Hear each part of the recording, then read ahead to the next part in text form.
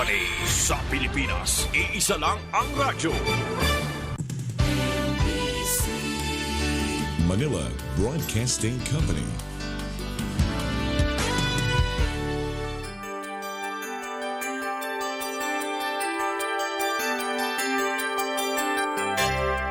Ang Dibisyon ng Biliran Alternative Learning System kasama ang buong kagawaran ng edukasyon at kaagapay ang pamahalaan ng probinsya ng Biliran ay buong pusong inihahandog ang programang pangradyo na pinamagatang Als Radyo Eskwela. Ito ay inyong mapapakinggan tuwing Lunes at Biyernes sa ganap na alas 11 hanggang alas 11:30 ng umaga dito lamang sa 103.9 Radyo Natin FM. Walang makahahadlang, walang maiiwan sa Alternative Learning System. Tiyak na may pag-asa, sama-samang lilipad para maabot ang pangarap sa hamong kinakaharap. Patuloy na aangat, edukasyon para sa lahat, sulong edukalidad. Ito ang DepEd Als Radyo Eskwela ng Dibisyon ng Biliran.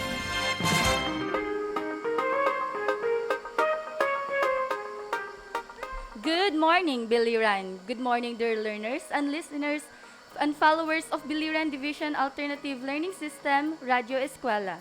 I am Ma'am Raquel Botastes, one of your hosts for today's episode of Als Radyo Eskwela.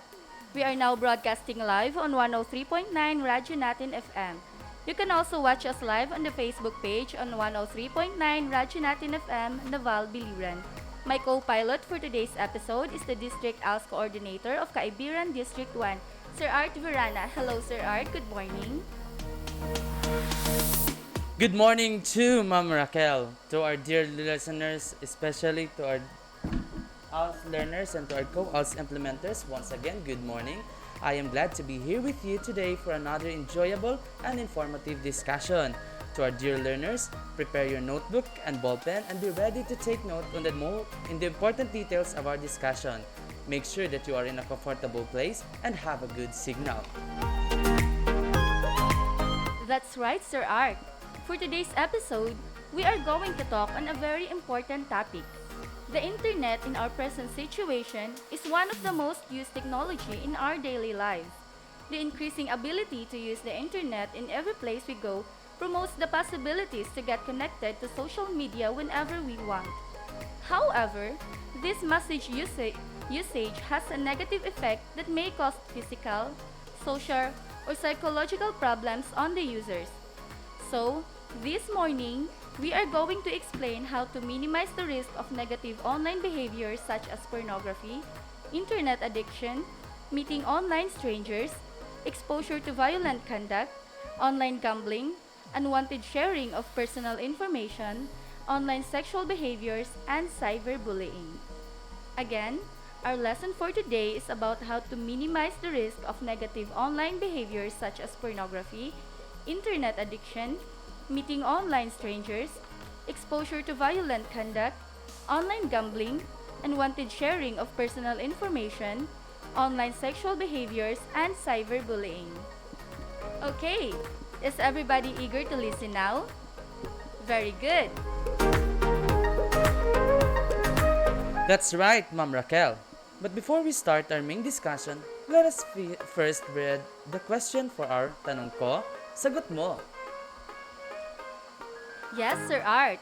And a reminder to our learners, listeners, and followers, the first person to text or comment the correct answer will be given 50 pesos worth of load, sponsored by one of our ALS implementers here in the division of Biliran, Sir Ronald Minyoza. Thank you so much for the load, Sir Ronald. Yes, thank you so much, Sir Ronald. And now, here is our question for our Tanong Ko, Sagot Mo. Our question is, it is defined as hazardous actions or activities online which may cause a danger or threat to the user. Again, it is defined as hazardous actions or activities online which may cause a danger or threat to the user. Text your name, address, and correct answer to 0906 443 9266. Again, text your name, address, and correct answer to 0906 443 9266. And for those who are watching us live on Radyo Natin Facebook page, you can type your name, address, cell phone number, and correct answer on the comment box. Again, for those who are watching us live on Radyo Natin Facebook page, you can write your name, address, cell phone number, and correct answer on the comment box. The first to give the correct answer will receive 50 pesos worth of load. Dear learners, listen attentively to our discussion so you can give the correct answer. And if you already know the answer, feel free to send your answer to our number 0906 443 9266 or type your answer in the comment box if you are watching us live on Facebook. That's right, Ma'am Raquel. So dear learners, lend us your ears now, have your mind open, and listen attentively to our discussion so you will not only know the correct answer for our question, but you will also learn very important lessons on how to minimize the risk of negative online behaviors. But before we move on, let us listen first to the dialogue of two friends talking about the use and abuse of internet. Are you ready? Okay.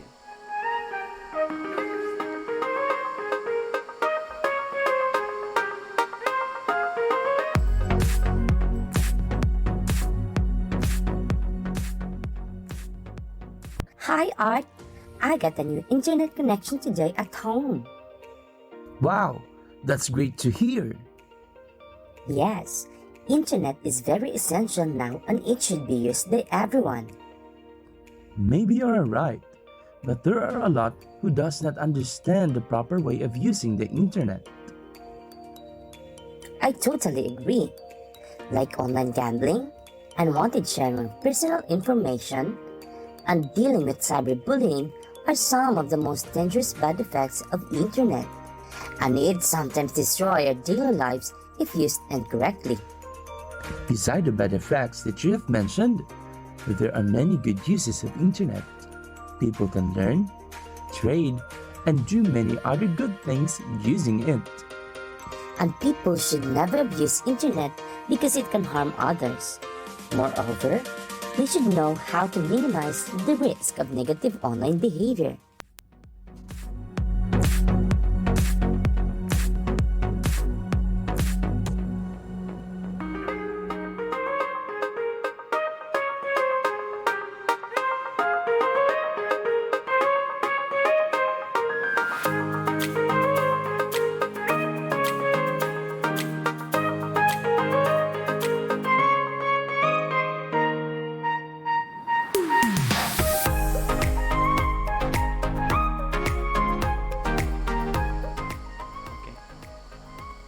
Based on the dialogue, what do you think the two friends are talking about? Very good. My dear learners, is it okay to post information or pictures about you? Alright, these are only some of the important informations that you will learn as we go along with our episode today. So this morning, we are going to explain how to minimize the risk of negative online behaviors.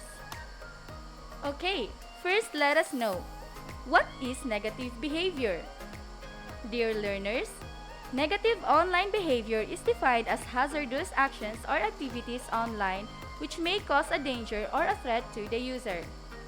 Again, negative online behavior is defined as hazardous actions or activities online which may cause a danger or threat to the user. Is it clear now, dear learners? What is negative online behavior? Very good.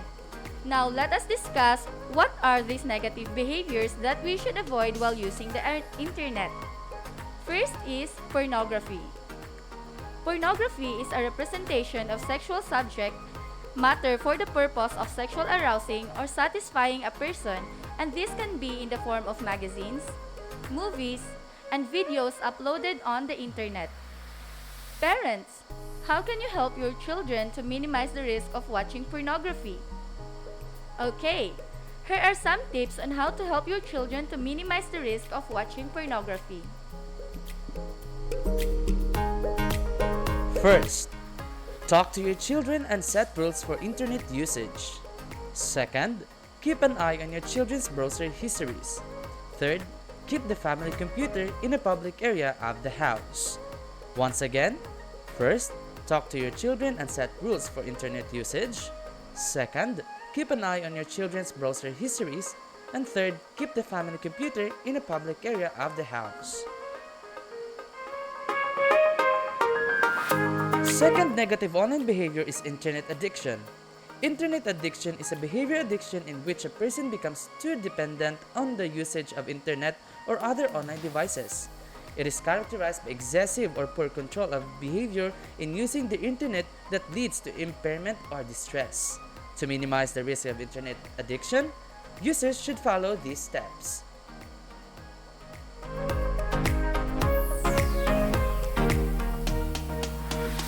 Block out distracting website for a set amount of time. Maximize focus while shifting between different tasks. Focus on single task for 25 minutes. Limit your attention to a single application at a time. Create a distraction-free environment for writing. Instantly block the social websites that are killing your focus.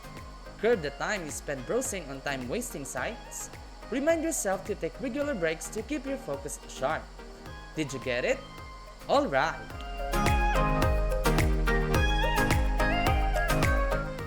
Third, meeting online with strangers. Meeting people online is very common nowadays and often works out just fine for everyone involved. But still, there are some risks when you get together in person with someone you've met online for the first time. Whether you're on social media or on a dating app, protect yourself and your private information from would-be criminals.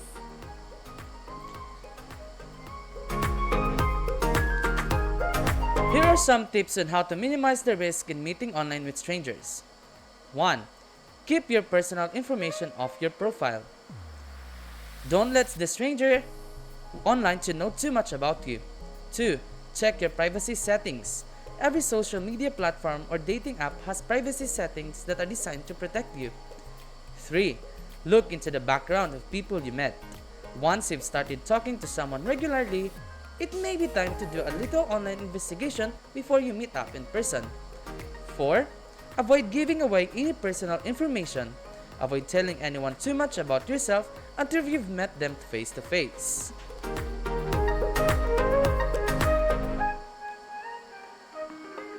The fourth negative online behavior is exposure to violent conduct. It is defined as the witnessing of violence within a community, falling victim to violent acts, or being subjected to a combination of both experiences. To protect children from exposure to violence, it starts from our home by encouraging respectful relationship with our children and our partners and the adaptation of positive discipline techniques. Children raised in a respectful and supportive environment are less likely to engage in abusive or bullying behavior with peers. Violence is everywhere. In video games, movies, books, music videos, cartoons, on the nightly news and the web, and even in commercials. So how can you as a parent manage media violence in your kids' lives? To give some ways on managing, here are some tips that you can use. First, explain consequences. Explain the true consequences of violence in the video or movie they watch. Second, keep an eye on the clock. Don't let kids spend too long with virtual violence. Third, teach conflict resolution. Teach kids how to use their words responsibly to stand up for themselves and others without knowing a punch. Fourth, know your kids' media. Check out ratings and, when there are none, find out about the content. Fifth, keep an eye on interactive media violence. There are no way to accurately measure whether there's more or less violence in the social media today. But still, we have to keep an eye on the different social media they watch.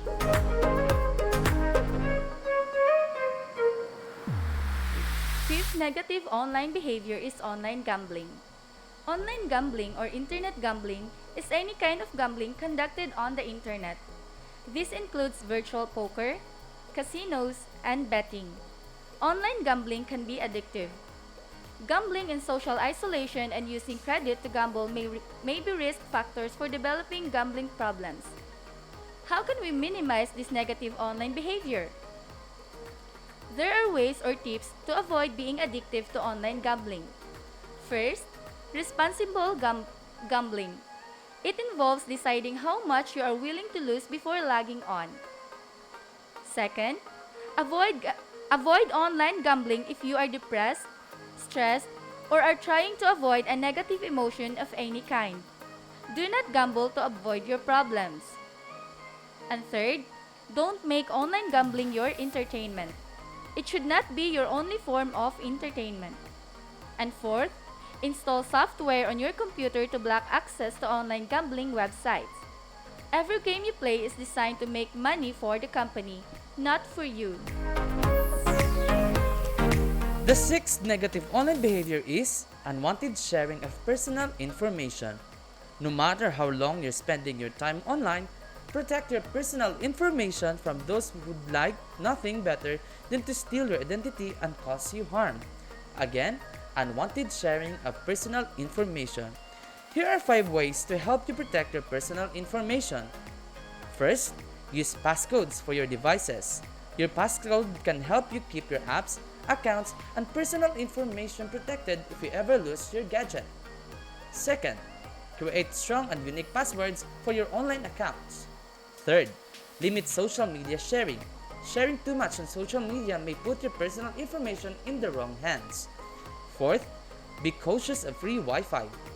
Though free public Wi-Fi is convenient, but in terms of security, it doesn't offer much. It means that anyone else on the same Wi-Fi network could be spying on your online activity. Fifth, close unused accounts. Close those accounts that are still open that you never use. Hackers may have access to whatever personal information you have on that account.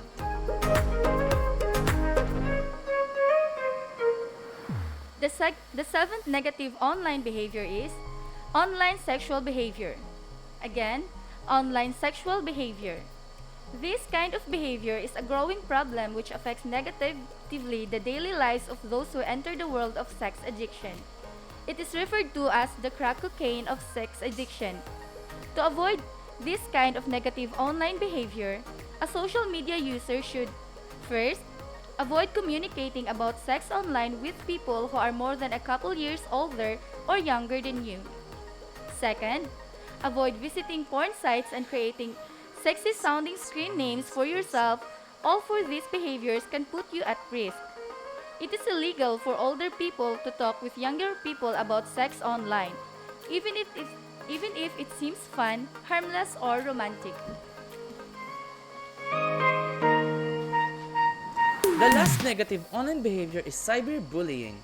Cyberbullying is defined as repeatedly harassing, threatening, intimidating, and humiliating another person using technologies such as social media and mobile devices.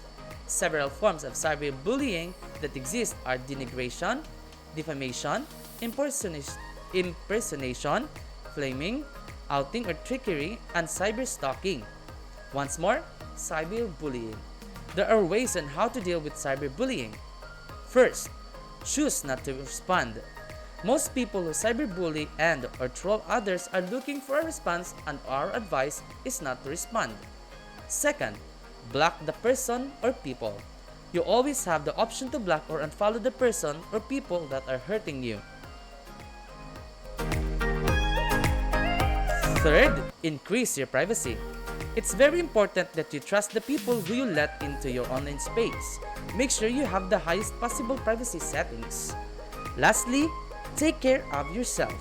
Going through a cyberbullying incident can be very difficult. It's okay to feel angry and sad, but you will get through it. Surround yourself with positive people and things, and you will start to feel better.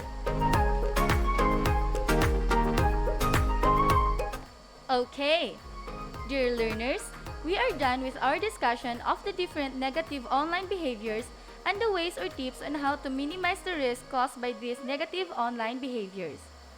To make sure that you really understood and remember what we discussed this morning, let's have a short recap. Again, what is negative online behavior? Very good. Negative online behavior is defined as hazardous actions or activities online which may cause danger or threat to the users. And what are these negative online behaviors?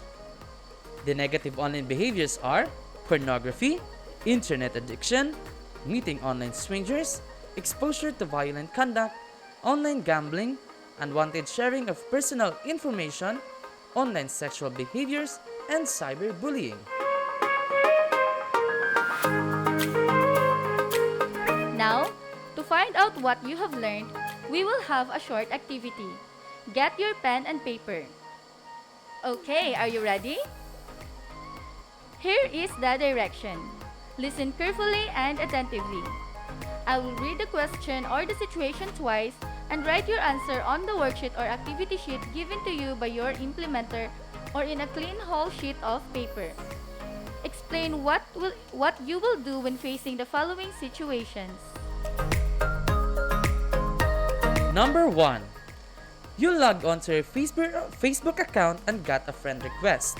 You don't know the person and you have no friend in common. What will you do? Accept or decline the friend request. Again, you log on to your Facebook account and got a friend request. You don't know the person and you have no friend in common. What will you do? Accept or decline the friend request.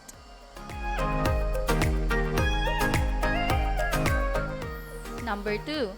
Your sister has been chatting online to someone for a few weeks now and can't believe they have so much in common. They're planning on meeting up and deciding where to go. What will be your advice to your sister? Again, your sister has been chatting online to someone for a few weeks now and can't believe they have so much in common. They're planning of meeting up and deciding where to go. What will be your advice to your sister? Number 3. Your cousin has commented on a photo online that made someone upset. How can you make it right? Again, your cousin has commented on a photo online that made someone upset. How can you make it right? Number 4. Gerald grew up watching violent movies with his parents. When he joined a gang at the age of 12, he didn't think that street fights and robbery were a big deal after seeing so much of them in the media. I repeat, Gerald grew up watching violent movies with his parents. When he joined a gang at the age of 12, he didn't think that street fights and robbery were a big deal after seeing so much of them in the media. Explain why Gerald's exposure to violence in media increased his own violent nature. And for the last question, you and your close friends have shared passwords with each other. You notice that one of your friends is spreading your password to others. What will you do to make him stop? Once more, you and your close friends have shared passwords with each other. You notice that one of your friends is spreading your password to others. What will you do to make him stop?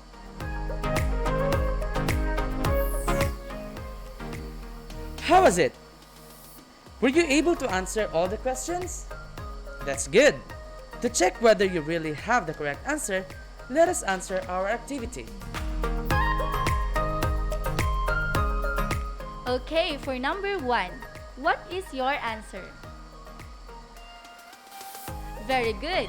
Decline the friend request since you don't know who's the real person behind that screen, and also, we don't have friends in common who can give me his real identity. Alright, for situation number 2, what is your answer? Correct. I will advise my sister to bring along with her a friend if they are going to meet personally, and they should meet in a public place where there are other people around. For number 3, what will you do to this kind of situation? Very good. I will advise my cousin to erase or remove the bad comments she posted about the photo online that upset the other people. I will also tell her to refrain from giving bad comments on any post or uploaded photos on social media. And for number 4, What is your explanation? Correct! Gerald's exposure to media violence has led him to see violence as a normal way of life. That's why for him, violence is just a natural thing to do. Lastly, for number 5, what is your answer? Very good. Confront your friend not to share your password with anyone else and just create a new one. So how was it, my beloved learners? Did you get a perfect score? If you did, excellent. But if you got 3 correct answers and below, don't worry because we still have another activity. Just do your best in the following test so you can get a higher mark.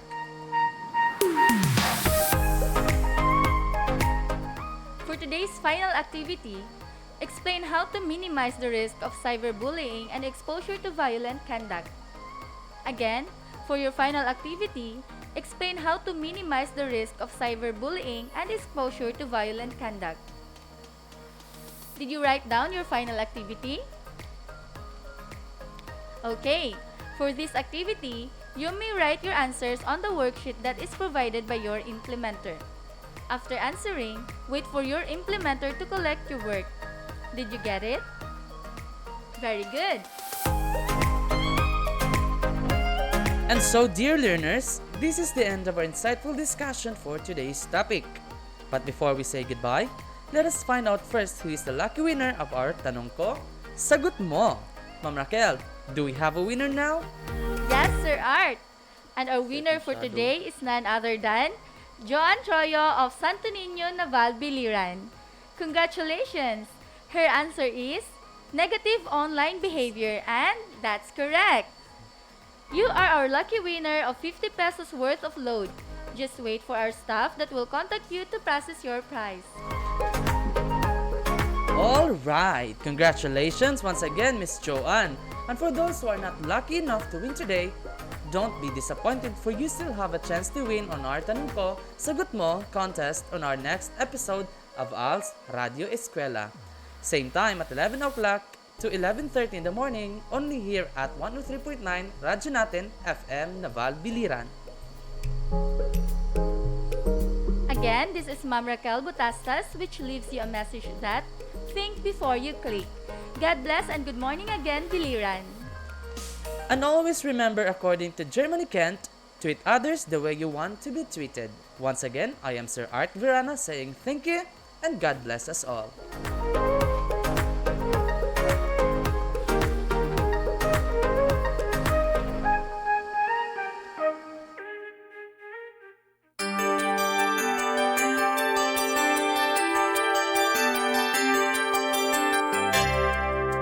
Dibisyon ng Biliran Alternative Learning System kasama ang buong kagawaran ng edukasyon at kaagapay ang pamahalaan ng probinsya ng Biliran ay buong pusong inihahandog ang programang pangradyo na pinamagatang Als Radyo Eskwela.